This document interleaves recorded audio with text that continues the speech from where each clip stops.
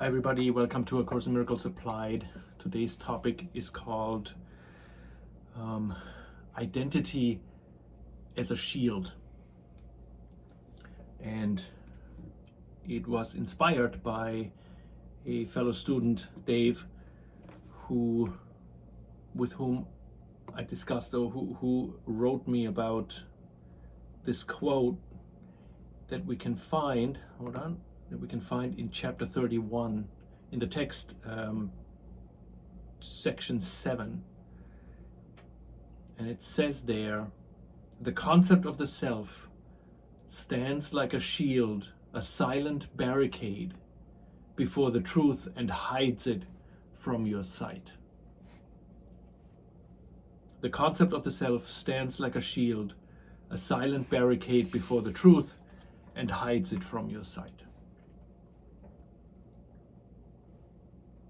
So I thought it would be really worth doing a segment about this because there's a lot of material in this sentence. And I'm going to attempt to do that today. I have a different kind of graph for this one, but it's on the other side of the blackboard. But I wanted to briefly go through this to end up in a place that we can then switch over to explore that line, that the self is made on purpose to be a shield against the truth. And we're going to explore that a little further. So just to reiterate, I know we're doing it almost every time we have a session, but I think it's good to just always go through it to know why we end up where we end up, right, for a couple of minutes. So the tiny mad idea says there must be more than God, right? So none of this is here. There's only God, love, oneness, heaven. That is the truth. That's eternity. The Course says that nothing real can be threatened. Nothing unreal exists, so nothing real can be threatened. None of this up here can be threatened. That is our baseline. That is forever true, and nothing else is true, right? And then the tiny mad idea happened that says what if there is more than God? And there are two reactions to that tiny mad idea. The one says, the Holy Spirit says, well, it is a tiny mad idea, nothing else, right? It has no consequences, cannot have any consequences because nothing can change eternal love. Oneness cannot be divided, right? Eternity is eternal and it is changeless. And then there's the other reaction that says it is possible, and not only is it possible, it actually occurred. And the Son of God, this very small part of the Son of God that in the Course we call the decision maker, or the mechanism of decision, as Jesus calls it, decided for one moment to kind of consider this idea as real. And then what followed was this avalanche of thoughts, one after the other, that ended up at the very end of it, we found ourselves here in the world, identified with a body and in a mindless state. And how we get from here to here is basically that the identity, quote unquote, right, that we have accepted when we accepted that the tiny mad idea is real and an entity beyond the oneness of heaven can exist, right? We decided for this separate identity. The Course has identity with capital I. That is our identity as Christ, as the Son of God in heaven, right? Unchanged and unchanging. And then he talks about the identity, the small caps I, smaller I identity, that is now listens to the ego, which in one sense is the ego, right? This identity that is outside of heaven, that wants to exist outside of heaven, that is what we call the ego. And this identity now wants to stay, quote unquote, alive, right? That thought of individuality wants to stay an individual, and it comes up with this story that it tells the Son of God, and the story is, yes, you are an individual, and because you're an individual, and you cannot be individual and love can exist as oneness, as perfect oneness. One of the two has to go. So you being an individual means that you have shattered the oneness of heaven, that you have destroyed your home, you have murdered the love of God, and that is obviously a sin.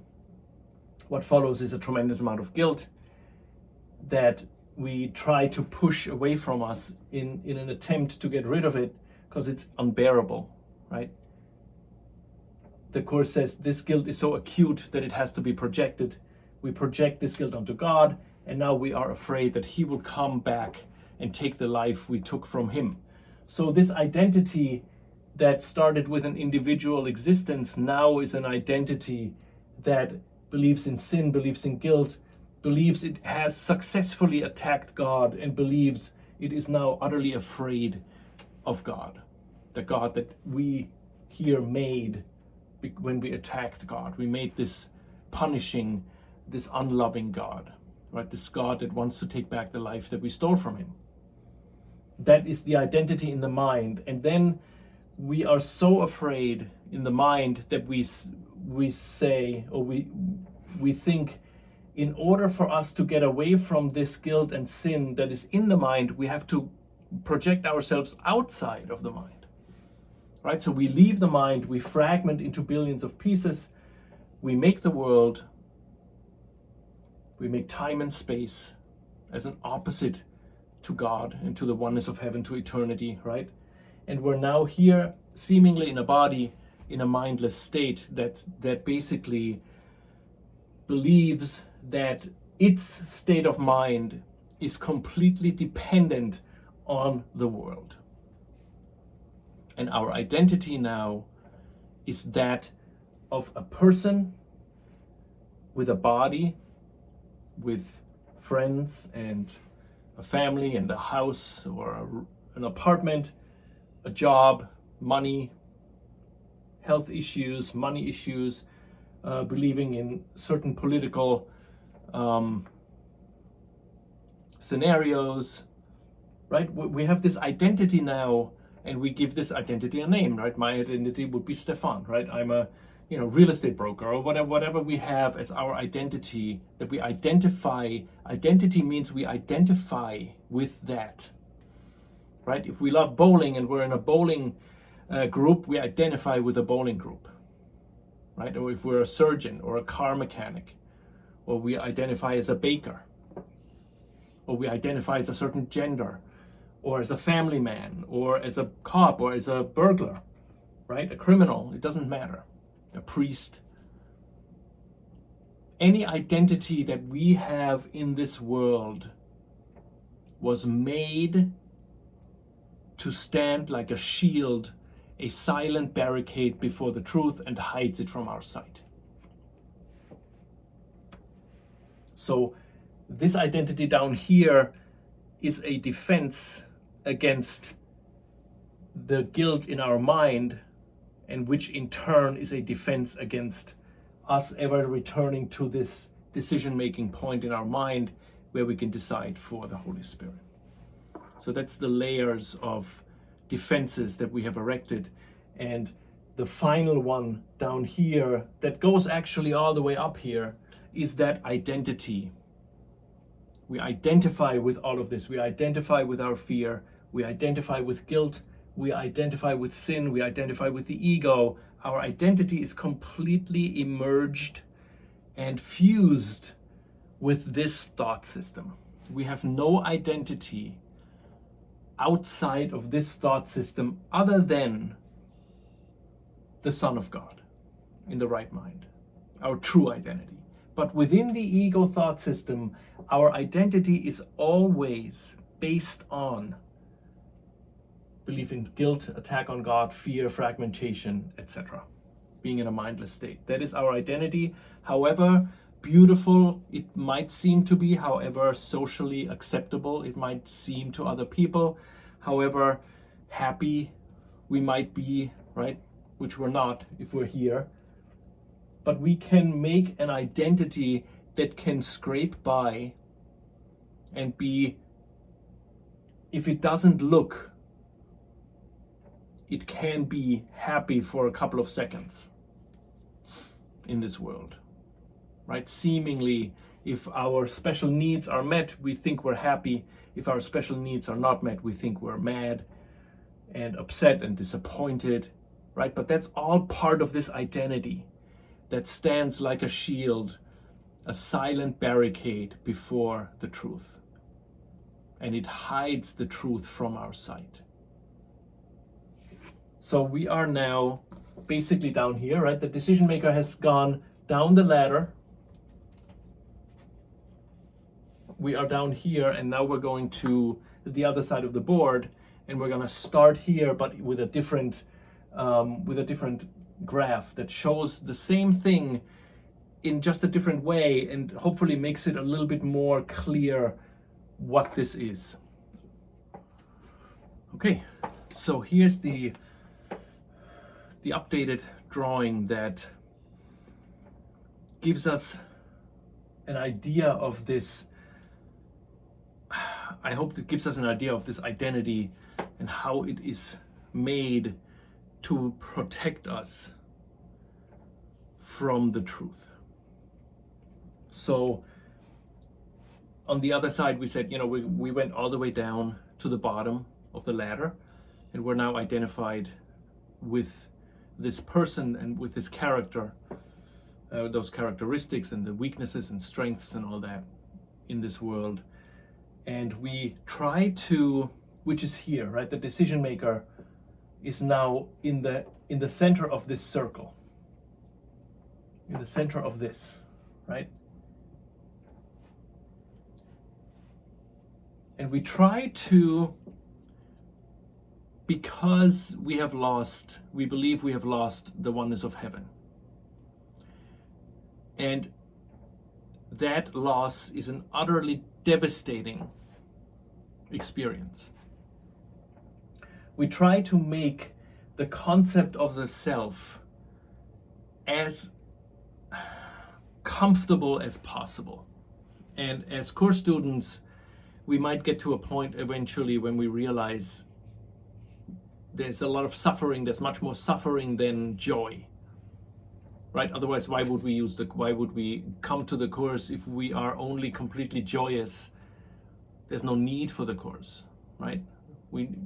Those of us who feel the course is their path, most likely, or I believe most likely, came to the course because of a certain amount of pain that they were in, right? There must be a better way. And that's how we came to the course. And our identity is so ingrained in this belief in sin, guilt, and fear, in the projection of the guilt, in the attack, that we cannot even conceive a life or a state of mind without it. Our identity is our lifeline, right? And the Course says purpose is everything. The purpose of our identity, it's not just there because we grew up Catholic or we grew up in a certain way and that formed our identity. Our identity was formed before we came here, right? Before we projected into the world, before we made the world, our identity was already this sinful, guilty self. Sinful, guilty, and fearful self that needed to escape the mind and went into the world, right? And now we are here and we have made a concept of the self. And there's this infamous section, self-concept versus self, which is probably one of the most in-depth looks at the pretty gruesome purpose the ego has set out for us, right? And that we believe in this concept of the self. We are so ingrained in it that we cannot just leave it, right? We can't just go and remember God, because our identity is so deeply rooted in here for the purpose of us not leaving it.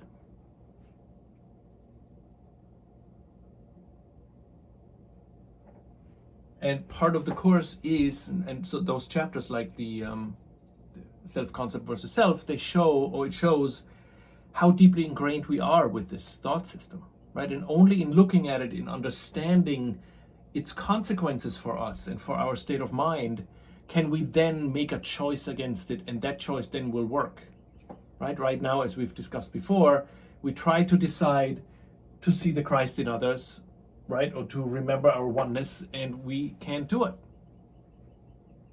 And part of that reason is that we are so identified with this self as a defense against our true self outside of time and space, right? We're defending actively against it. And our persona, if we look in the mirror every morning, what we see, and that sounds weird, what we see is a defense against the truth. We have made this body, persona, this life, as a defense against the truth. Because our self, as we know it right now, this self right here, the decision maker that went through all those layers and is now in the center of the circle in the world, made this concept of the self, as Jesus says in chapter 31, as a shield, a silent barricade before the truth that would hide that truth from our sight. We cannot see the truth because our identity, the belief in our own identity, blocks the truth from our awareness. Who we think we are is a block against the truth. As self-confident and successful and healthy we think we are, this self is a barricade before the truth.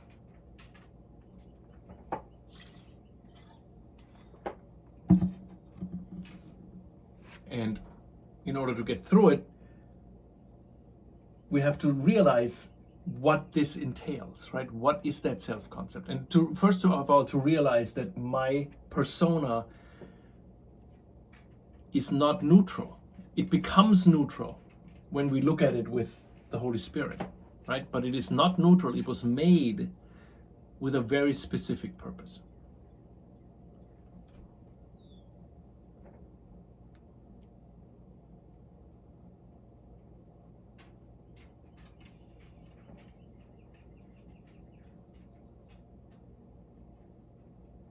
And Jesus talks a lot about defenses, and he talks about the shields that we have made, the double shield of oblivion, for example. And he says, for example, in lesson 136, sickness is a defense against the truth. By the way, the word sickness in sickness is a defense against the truth can be substituted for any word we want, right? Any characteristics of ourselves. Self-confidence is a defense against the truth, right? Any kind of upset is a defense against the truth. Jealousy is a defense against the truth. Special love is a defense against the truth, right? Everything, not just sickness. Sickness is just one symbol that Jesus pulled out and explained everything generalizable to our whole life, right? Sickness is one word. but it's basically all of our persona is a defense against the truth. So he says, but what you have forgot can be remembered, right? So he says, you forgot that you're a son of God, right? That you are at one with him. You forgot the love that you think you destroyed, right? You forgot the peace of God. What you have forgot can be remembered, right? That's the first part of the sentence. Unfortunately, he has a second part to this sentence. So that means we can't just remember it. If we could, we would, right? Why wouldn't we remember the peace of God? Why wouldn't we remember our home? Why wouldn't we remember the love that is there at any given moment right now, right? This love, this heaven, life, oneness, Christ surrounds us, is within us, is all there is, right? But we believe this and we defend it with our life, right? So why wouldn't we do it? And Jesus says, what you have forgot can be remembered, given willingness to reconsider the decision which is doubly shielded by oblivion. The decision to be this self-concept, right? This is a decision. And it is doubly shielded by oblivion. The oblivion is that we have this concept of the self and we don't think it's a concept. We think it's the self. We think us is just what it is, right? It is, I am what I am, right? You are what you are. It's not a concept, it is a thing. It's a real thing, right? But and Jesus says, just step back one layer. Look at the self not as something that is, but something that is a concept. That already opens our mind a significant amount. Just to consider that how we see ourselves with all the emotions, all the drama, right? All the thoughts is not a self. I'm not myself, I'm a concept. Myself is a concept, not a truth. That already opens it up. And then Jesus goes one step further. He says, not only are you not a self, as you see yourself, you're not a self, you are a concept of a self. You made it as a concept. And that concept you didn't just make. That concept is a defense against your real self, against the truth.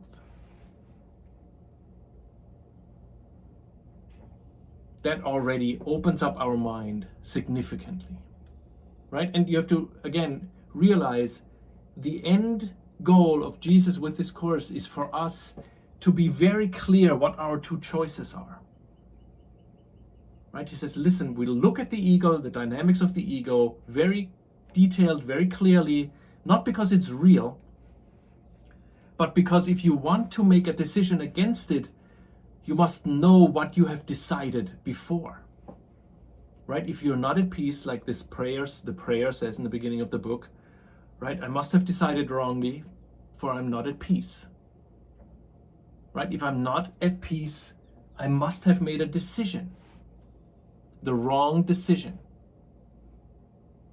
right? And then what we did was we made the decision and then we forgot on purpose. Once we forgot that we have made this decision, and that is why the ego came up with the sin, guilt, and fear. Because if we made the decision for this separate identity from God, right? And that separate identity from God, in the beginning, with no guilt, no shame, no sin, no fear attached to it, has very little weight. Right? This identity has no substance yet. If you think of it as a feather floating in the wind, in a warm breeze, The feather floats up, it's very light. It floats up and disappears into nothingness, right? So that initial decision for the ego, for this separate identity, has no consequences for a second and could have been very easily decided against by us. We would have just turned around and said, you know what, I'm going to decide to go back to God because this identity means nothing, right? It doesn't give me anything. Only once the ego started the story of sin, guilt, and fear, now this feather, and if you imagine a liquid tar, if you've ever dealt with liquid tar, right? If you're doing something on the roof, so you have this shining light feather that floats in the wind, and you pour a bucket of tar over it. This feather immediately falls to the ground and cannot move. It can never float away. The heaviness of the tar, the stickiness of it, completely stops the feather from floating at all. And that is what guilt does, right? The guilt, our belief in attacking God, that fear of God, that is the tar that we have poured over that feather. And now it's on the ground, right? What could have happened to the Son of God is now finds himself lower than the stones upon the ground, or something like that, that Jesus says, right? We're lower than the stones upon the ground, and we look for idols to raise us up, right? Because we're so heavy, that guilt is so heavy, we are at the bottom of the pit, right? And that is now our identity. Our identity initially was light as a feather. We could have let it go. But now that our identity is ingrained with this guilt, this attack upon God, right? This cycle, sin, guilt, fear, the cycles of the night, as Jesus describes, right? That is now our identity, and it is so heavy and burdensome that we're not even thinking about deciding against it, because we're so preoccupied with this very intense feeling of guilt, and we're trying constantly to see it outside of us. That is our purpose in life when we're with the ego, is to see our guilt on the outside. That's why we're so upset about outside things, right? Somebody doesn't look at us right, somebody says something, somebody doesn't say something, something happens in the world or in our personal world, and our world crumbles into chaos, as Jesus says. That is purposive, right? Because if we're preoccupied with the chaos of the world, we will not decide against the ego. And then we come to the Course, and the Course says you have a decision. It is your decision whether or not you feel peace or guilt, right? It's very clear in the Course. And then we think we can just make that decision so easily, right? And Jesus says, wait a minute, this decision is there, right? But he says, you can remember God, given willingness to reconsider the decision. You must reconsider your decision for the ego. And the only way we can reconsider is when we see very clearly what that choice is in all the aspects. And then we can start to generalize. You know, if I do it with this person, I probably do it with everybody. Right? If I push this one person away, if they get too close, I can generalize that and say, you know what, I think I'm doing this with everybody. And what we're pushing away is our guilt that we have given that person. And Jesus says, you must reconsider the decision for the ego. The decision to forget the Holy Spirit. You must reconsider it. And reconsidering means literally considering it again. I made the decision for guilt. I made the decision to project the guilt onto somebody else. Let's reconsider it, Jesus. Let's look at this with me. Look at all the ways we play our game of specialness, right? Special love, special hate. And at the core of it all is always our identity that is now if you would imagine all those lines would disappear, and the decision maker, the concept of the self, sin, projection, fear, is all but one identity. The feather has merged with the liquid tar. Right? Our identity as we see it right now is 100% merged with the ego thought system. All right, let's say 99%. Right? And this merging is what Jesus tells us to reconsider. He says, reconsider your decision for the ego. And let's look at your day. How is your day? Right? How do you feel? If you're not in complete peace, you must be in this identity, this concept of the self. And the concept of the self can only survive with the belief in sin, guilt, and fear. That's why Jesus gives so much focus on guilt in the Course. Right? He says you must look at this guilt, and you can see it most likely in somebody else. Right? You must look at it and reconsider. Not necessarily that we can make a different choice when we look at somebody and we say, you know what, I'm very aware I'm projecting my guilt onto this person. But I'm also aware that I cannot make the decision to let it go.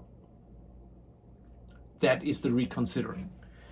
Jesus does not say, even though he says it, he only says it because he wants us to know that we have a decision. He does not say, you must make that decision now. Right? He tells us to reconsider our decision, not to make a new decision yet. We're not ready. If we were ready to make a new decision, to let this concept of ourself go, we would do it. But if we're honest with ourselves, that identity that we have, we don't even know how intricate that is, because we don't know anything else. Right? We have had a couple of experiences of a revelation, right? Of the love of Jesus, the love of God, whatever it is.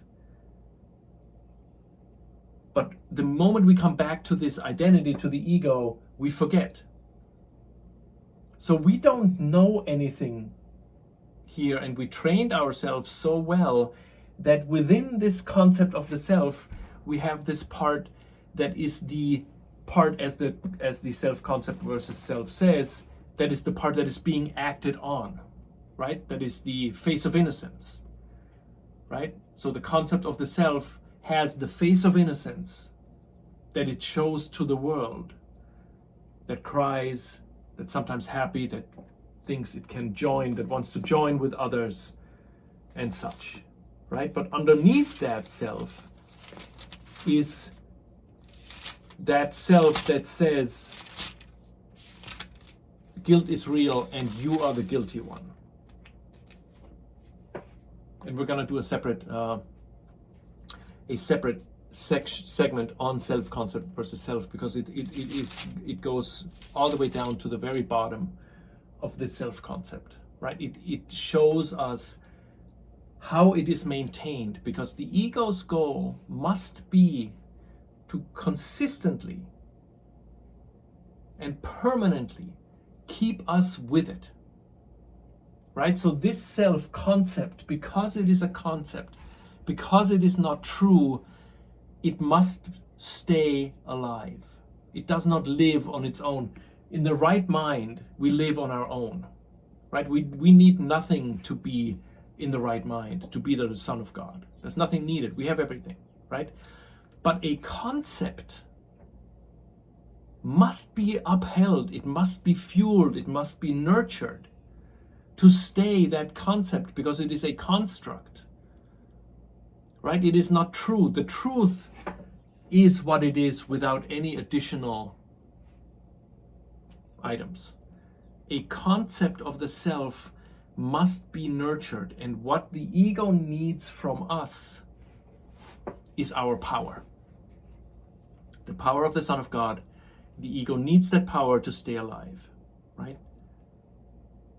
So the ego needs us to nurture this concept of the self. So we constantly need, I'm just going to give you one example. We constantly need likes on Facebook, right? It's a bad example, right? We need reinforcement with other people, right? If they don't act as we want them to act, we get angry, right? We need this angry, guilty, sinful, fearful self to be nurtured, right? This cycle that the ego has built up, that we're going around and around in this sin, guilt, attack, fear cycle that is constant. We wake up in the morning and we go throughout the day, and if we're with the ego, all we want to do is see our guilt outside. That is our purpose with the ego, right? This double shield of oblivion. And our identity, this concept of the self, is the ideal way for us to keep this going. Because this is me, right? We think this is me, this is us. We believe we are this figure. And the Course says, no, you're not this figure. You are in the mind. You believe you are this figure. You're not this figure. But how do we get from believing with every fiber, if I punch my hand like this, I feel pain. The only reason I feel this pain is because I want to be identified with this body.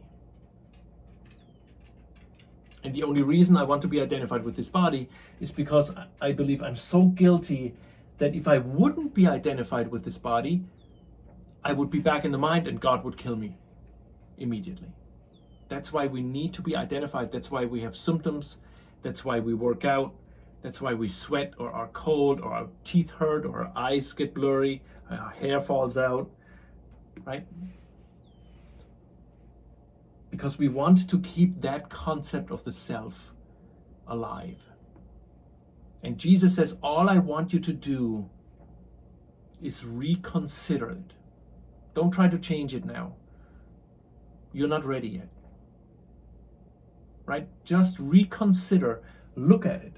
First, look at yourself not as a self, but as a concept. I made up this persona as a shield against, first, a shield against the guilt in my mind, and ultimately against the truth. That in itself does tremendous things, right? Because it is a huge part of reconsidering this decision, is that if we realize what we decided for, namely this concept of the self, this self that we believe we are, is not a real self, it is a concept of a self. Right? The concept of the self stands like a shield. We built it from tiny little fragments, and our self currently, our current self, has been built up over the 40, 50, 60 years that we lived. So far, we have taken tiny little bits and pieces from memories and from things we experienced, and to make and form this concept of the self.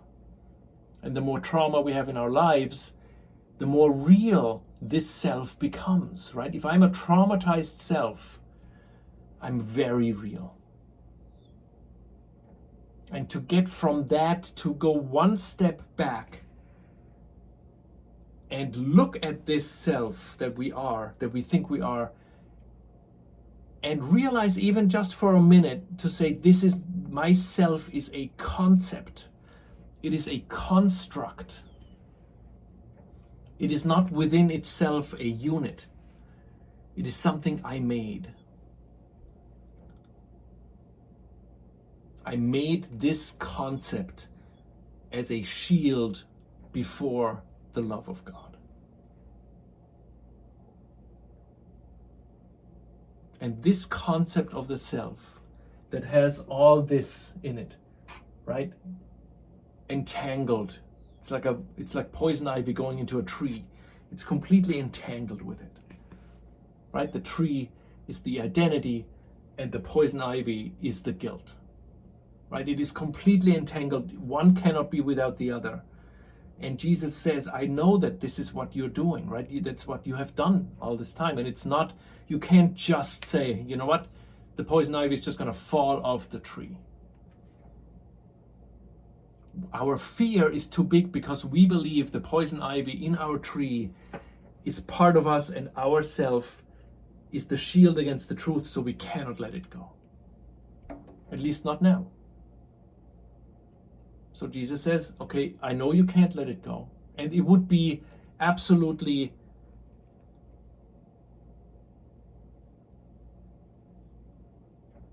he says, I would not recommend trying to let it go. Because the reason why you're so identified is because you're afraid. So if you let it go too soon, your fear will be so big that it will no longer be beneficial to your path. That's why he says very small steps. You make one little thought of opening and nothing for a month. And we think we're not making progress. If we think for 1 second that our self is not a self, it's a concept of a self, and we don't do anything else for a year, we have made a massive, huge step. Reinforced by the heavens. Miracles, angel thoughts all around us. Right? We think we have to do so much. And Jesus really just says, reconsider. Don't change anything yet. Don't try to become the Christ or whatever. Don't worry about that. Just look at what's in front of you. What's in front of you when you look in the mirror, your identity, and realize that is a construct. It's a programmer programming an avatar, right? And making characteristics and colors and facial expressions and a backstory and a life and money.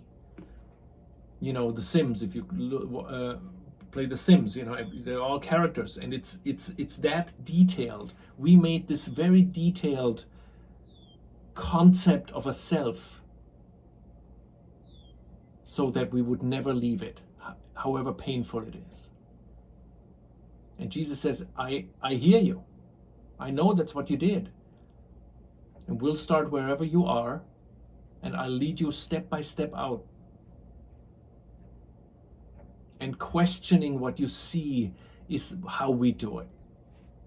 Not changing what you see, questioning it. Right? We don't try to change the image we see in the mirror in the morning. That is the effect of a long ladder down. We can't just say, oh yeah, I can see the Christ in myself and in everybody. Right? We can't do it. Otherwise we would not have made this intricate identity in this world that has a very specific purpose to be a shield against love.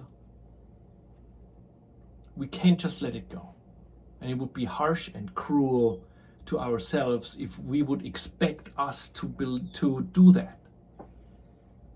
Jesus would never say do that, never. He gives us like a coach in a rowboat. He says, you can do it, come on, you can do it, in the workbook. Right, but that's the workbook, that's 1 year. Then he says, okay, the workbook now is done. Now our real work begins. You have a foundation of the right mind now. And now we can look at the ego and this concept of the self you made that is intricate with guilt and fear and sin. That's what we're going to look at now.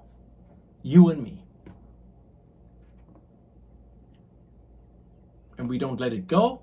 We just look at this self as a concept. We look at this guilt that we see in others as a concept. This other person that I see outside, right? My sister, my colleague, my parents, my children, my friends, I don't see them. I see a concept that I made up.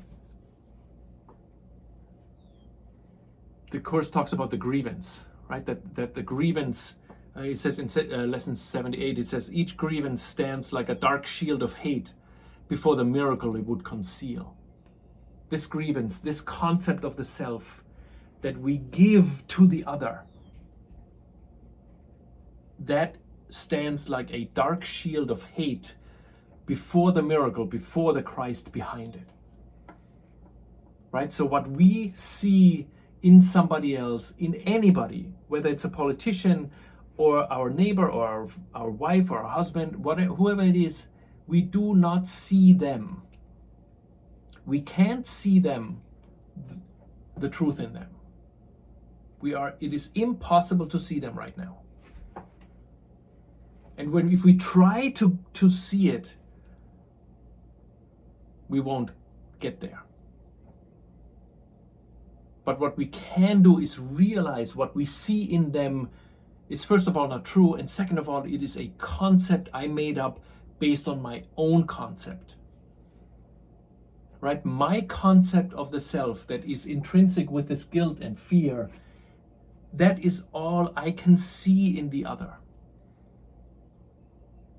So whatever I see in somebody else that is not 100% love and peace is my own concept that I see in the other, because I cannot see anything else. I cannot have a concept of a guilty, sinful self and see something else outside, a peaceful, loving self. I can see that in a special love relationship, that I have a concept of a loving person that counteracts the concept I have of a guilty person, and then I try to swap it. That's what the special relationship is, special love relationship, right? I swap. I try to take the innocence and give my guilt away. And then when this other person leaves me, it will take the innocence with it and gives me back my guilt, and I'm devastated and I'm shattered. And 1,000 love songs have been written about exactly this dynamic, right? We see a concept we made up in our love partner. And that concept is there so that we can exchange our guilty self concept and take an innocent self concept back. And Jesus says, this is what it is. Don't worry about it. Let's just look at it. This is what you're doing because you're so afraid of what's behind it, right? What is behind that grievance of the shield of hate in the other? That's what we're afraid of. If we meet somebody in the supermarket, at the register, the only reason we see our own self-concept of guilt in the other is so that this self-concept that I now give to you has as a purpose to shield me from the love that is flowing freely. That is the only purpose. It is there to shield me from the love. It's not bad. It's not that we're bad students. We're afraid of that love. And Jesus says, let's look at that. Let's first look at your own concept, right? You are a concept. Then let's look at what you make of others. Right? The Course says in the workbook, early workbook lessons, it's image making. What we're seeing, what we think we see, is an image that we're making, and we can only make an image in our own image. Right? It is our own image, right? Our own self-concept that we push out to others, and through that lens we see the other person, and we see this grievance, right? This self-concept that we give to the other, this projection, stands like a dark shield of hate before the miracle it would conceal. The concept of the self that we give out, we project out like a porcupine, right? We're a spiritual porcupine. This is the porcupine to shield us from the love that is there. And Jesus says, let's look at that. Look at that process and realize that that's what you're doing. Right? The willingness to reconsider this decision to make this self-concept to begin with, to fuel it with this guilt and fear, and then to push it outward and see the whole world in this dark shield of hate. The most beautiful sunset is a shield against the love that is there.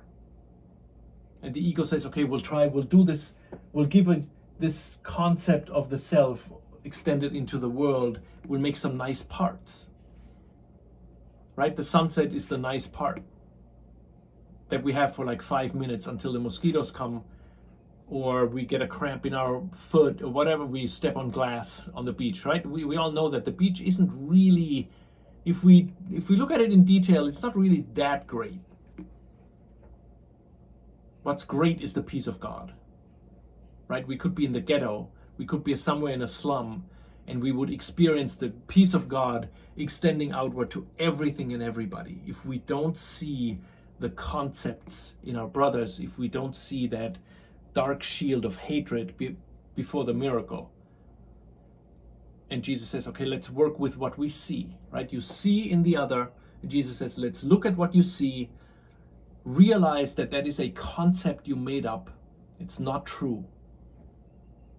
And that's it. Don't try to change it. Just realize what it is we're doing, and that is part of that thing that he says, that is the reconsidering.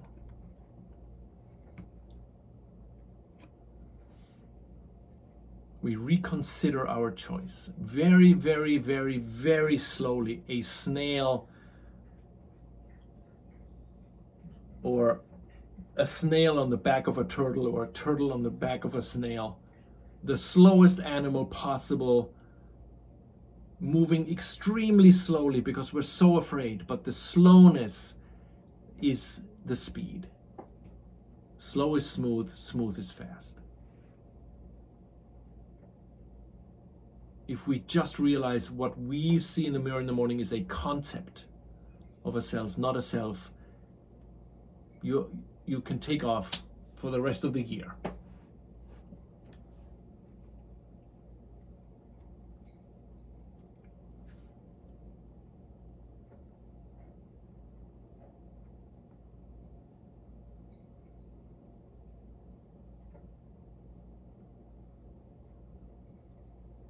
And then in the Manual for Teachers, section 17,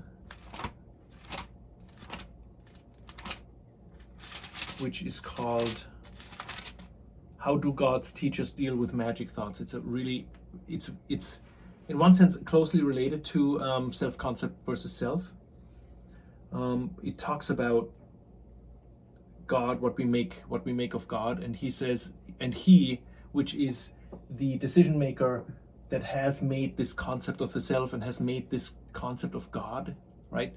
He must stand alone in his protection and make himself a shield to keep him safe from fury that can never be abated and vengeance that can never be satisfied. That is what we believe. And then we forget this belief and we become Christians, right? Or we become Buddhists. Right? But this belief is deeper than our official artificial concept of the self that says I'm on a spiritual path and I have let go of grievances and hatred. And Jesus says he must stand alone in his protection and make himself a shield to keep him safe from fury that can never be abated and vengeance that can never be satisfied. That is our true. That is what's behind the face of innocence in the concept of the self. That is the true ego self. That is, we think we need a shield to keep us safe from fury that can never be abated. We have no recollection of that, right? We think the fury is on the outside. We think the fury is in North Korea, right? Or in Russia, or in a burglar. Right? But the fury is part of our self-concept that we have given to the world. As a shield, we push this concept out into the world as a shield so that we don't get in touch with this guilt, and behind that we don't get in touch with the love that is in Russia, that is in North Korea, that is in everybody. It's not in the world, it's in our mind. But we can see it in the world if that self-concept we lay aside. But we cannot see it without laying it aside. Our self-concept is the shield. We can't have a nice shield. We can have a socially appropriate shield that works better to shield us from love than a shield that is a homeless person stealing from everybody and committing crimes every day. That shield might be easier to overcome than a shield that is completely embedded in the socially acceptable norm, because that concept of the self is not going to change, right? The person that feels the pain, the homeless person that feels the pain, might say, you know what, there must be another way. Whereas this embedded persona concept of the self that has a lot of friends and is like integrated and, you know, is the head of a foundation and does good things in the world, right? That might be much harder to decide against, or much harder to see. Because special love is an additional layer. Special hate is already the layer that is our self-concept, right? Integrated, the sin, guilt, and fear integrated in our self-concept. The special love is an additional layer in front of that. So the happy lives, you know, if we drink kombucha and do yoga and stuff, I'm not saying anything against those. I do those, right? But this is part of a concept constructed to not feel the peace of God. And then we say, no, we're on our path. We are on a spiritual path towards God. And those are the items I'm using to get there. But what we're not realizing is that whole thing, all of it, is a concept that we made to not get to the truth. From the Course's perspective, the only thing that gets us to the truth is to look at the guilt straight on and reconsider it over time and say, you know what, I must have made the wrong choice. And in the end, we will make the right choice. Right? That's the promise that Jesus makes, that gives us.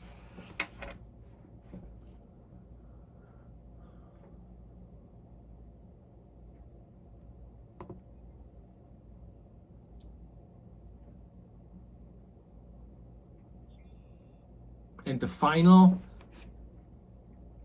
proof of this concept of the self is death, right? If the self can die, then it wasn't a concept. Concepts can't die. A concept is a construct. It doesn't die, it will be let go. But if it's true, if the ego's, you know, if we are real as a person, as a self, then death is the final proof that we were alive, that this self exists. Because only if it can die does it exist. Once we realize, or once we start to very little steps say, okay, this is a concept of the self, the next step is to say this is a concept of death. Death and self go together. But concept of a self must only go with the concept of death. Death becomes a construct, not a real thing that must happen 100%. The body must die, there's no question, right? But death is not a real thing, it is a construct that keeps the construct of the self real.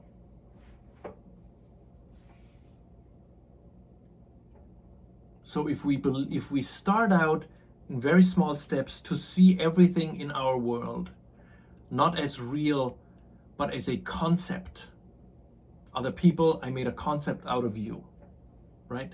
Death is a concept. Sickness is a concept. poverty is a concept in our mind.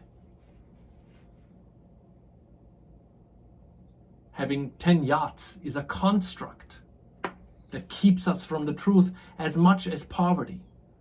Both are a construct that are a shield against love.